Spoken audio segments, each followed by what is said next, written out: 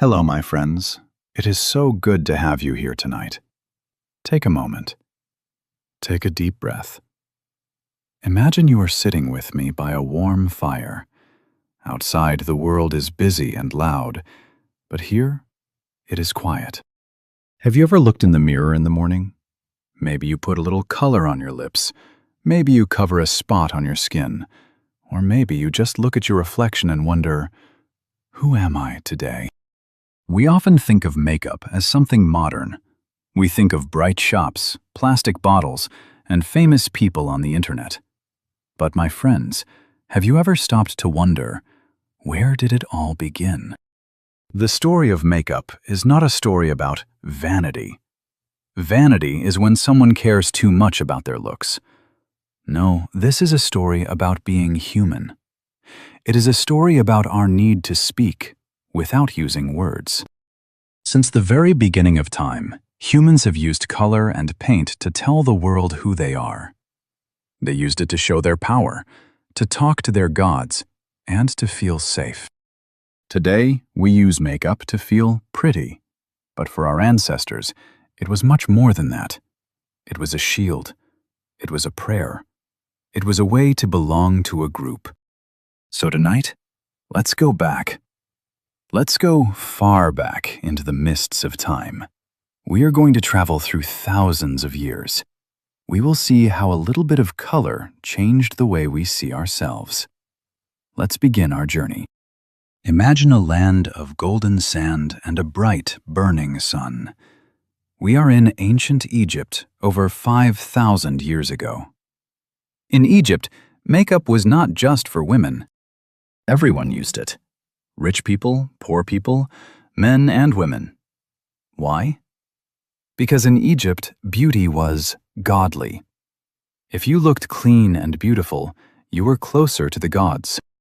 The most famous part of Egyptian makeup was kohl. Can you say that? Kohl.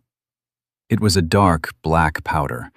They used a small stick to put it around their eyes. Have you seen pictures of the famous Queen Cleopatra? Her eyes are always lined with deep, dark black. But kohl was not just for style. The Egyptian sun was very, very strong. The black powder helped protect their eyes from the bright light. It was like the first pair of sunglasses. It also kept away tiny insects and eye infections. So, it was medicine and fashion at the same time. Next to the Egyptians, in a place called Mesopotamia, what we now call Iraq, people were also very creative.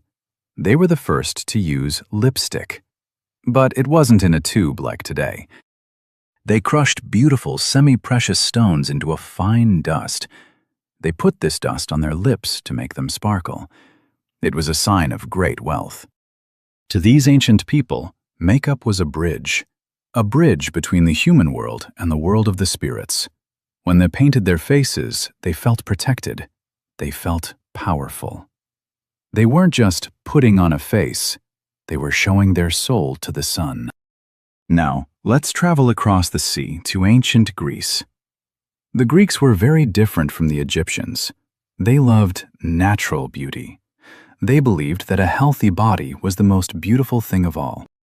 In Greece, if you used too much makeup, people might think you were being dishonest. They liked a natural look. Women used a little bit of honey to keep their skin soft. They used crushed berries to give their cheeks a tiny bit of red color. It was very simple, very light. But then, we look at Rome.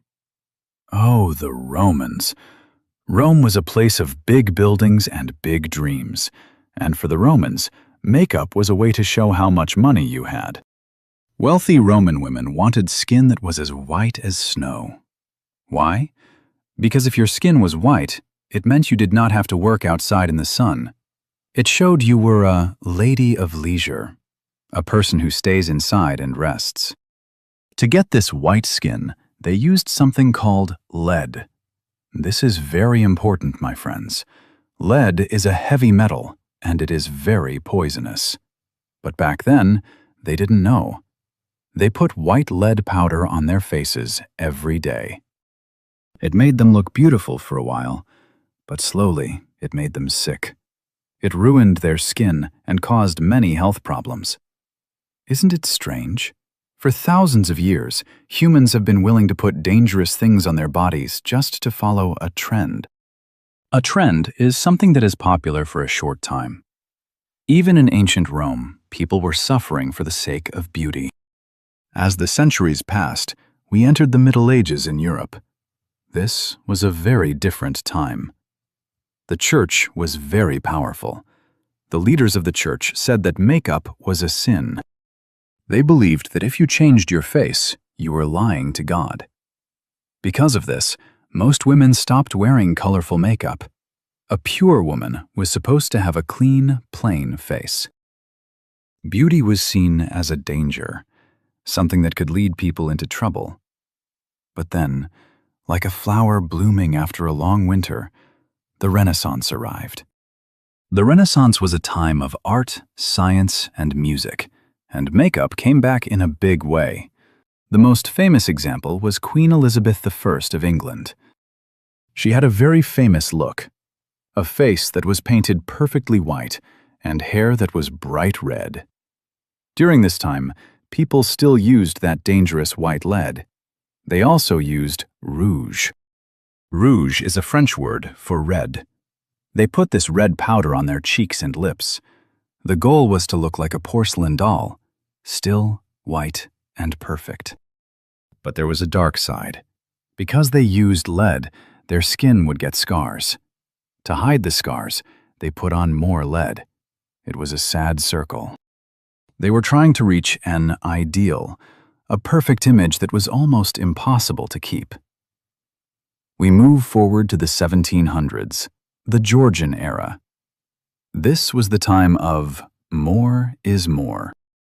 People wore giant wigs made of horsehair. They put white powder on their hair and their faces. Even men wore makeup. It was a time of parties and theater. If you were rich, you wanted everyone to see it on your face. But then, the world changed again. In the 1800s, Queen Victoria became the leader of England. She was a very serious woman. She believed that makeup was vulgar.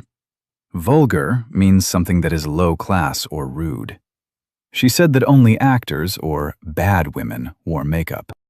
For almost 60 years, makeup disappeared from public life. If a woman wanted to look pretty, she had to be a secret agent.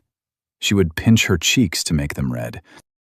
She would bite her lips to make the blood come to the surface. She had to pretend she was wearing nothing at all. This was the age of natural virtue. It shows us how much our clothes and our faces are tied to what society thinks is good or bad. Now, my friends, we reach a turning point. The year is 1900. Everything is about to change. Two big things happened. First, factories started to make makeup in jars and tubes. This made it cheaper and easier to buy. Second, and most importantly, the movies were born. Imagine sitting in a dark theater. For the first time, you see a woman's face on a giant screen. Her eyes are dark, her lips are shaped like a heart, and her skin looks perfect. These were the movie stars.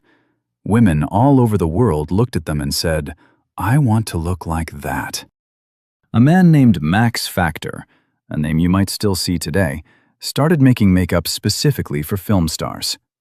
He created the first foundation to make skin look smooth under the bright lights. In the 1920s, the flapper girl became famous. These were young women who wanted to be free. They cut their hair short. They wore dark eyeliner and bright red lipstick. For them, makeup was a scream of freedom. It said, "I am modern. I am independent." Makeup was no longer a secret. It was a global business. Brands like Maybelline and Revlon started selling products to every woman, not just the rich. The modern era had begun. After the Second World War in the 1950s, the world wanted to feel pretty again after so much sadness. This was the era of glamour. Think of Marilyn Monroe, perfect red lips, a cat eye liner. This look was very feminine. It was about being a perfect housewife or a beautiful star. Makeup was a tool to look polished, which means neat and perfect. But then the 1960s arrived, the youth revolution. Young people didn't want to look like their mothers. They wanted to look like they came from outer space. They used bright colors, blue, green, and silver. They wore huge, fake eyelashes. Look at pictures of the model Twiggy. Her eyes look like large, beautiful flowers.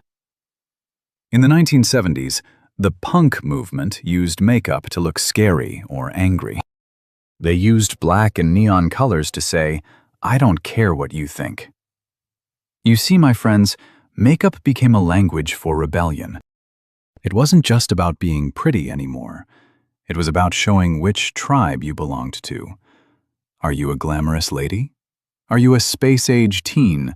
Are you a punk rebel? Your face told the story.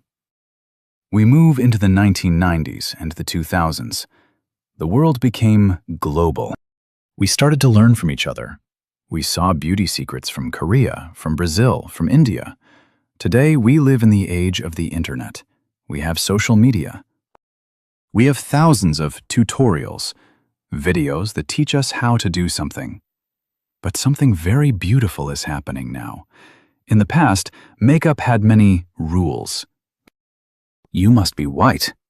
You must be a woman. You must look natural. Today, those rules are breaking. We see people of all skin colors celebrating their unique beauty. We see men wearing makeup to express their artistic side. We see makeup that is bold and wild, like a painting on a canvas. We also care more about what is inside the bottle. Remember the poisonous lead from Rome? Today, we look for vegan and cruelty-free products. We want to be beautiful without hurting the planet or animals. Makeup has become an art form. It is no longer just a way to hide a flaw, a small mistake on the skin. It is a way to celebrate the face you were given. So, my friends, we have traveled a long way. From the black coal of the Egyptian desert to the bright lights of modern Hollywood. What have we learned?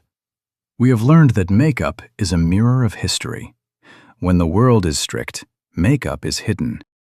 When the world is free, makeup is colorful.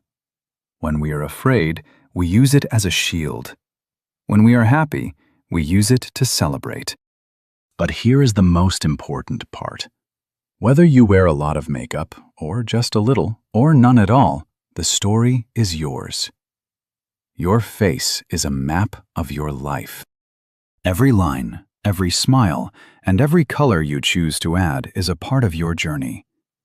Makeup is just a tool, like a brush is to a painter. It doesn't make you beautiful. My friends, you are already beautiful. The makeup just helps the world see the light that is already inside you. Next time you see a tube of lipstick or a jar of powder, think of the thousands of years of humans who came before you. Think of the Egyptian queens, the Roman ladies, and the Hollywood stars. You are part of that long human story. Thank you for sitting with me by the fire tonight. I hope you feel a little more connected to the history of the world and to the person you see in the mirror. Take care of yourselves, sleep well, and remember, the most beautiful thing you can wear is your own unique story. Goodbye for now.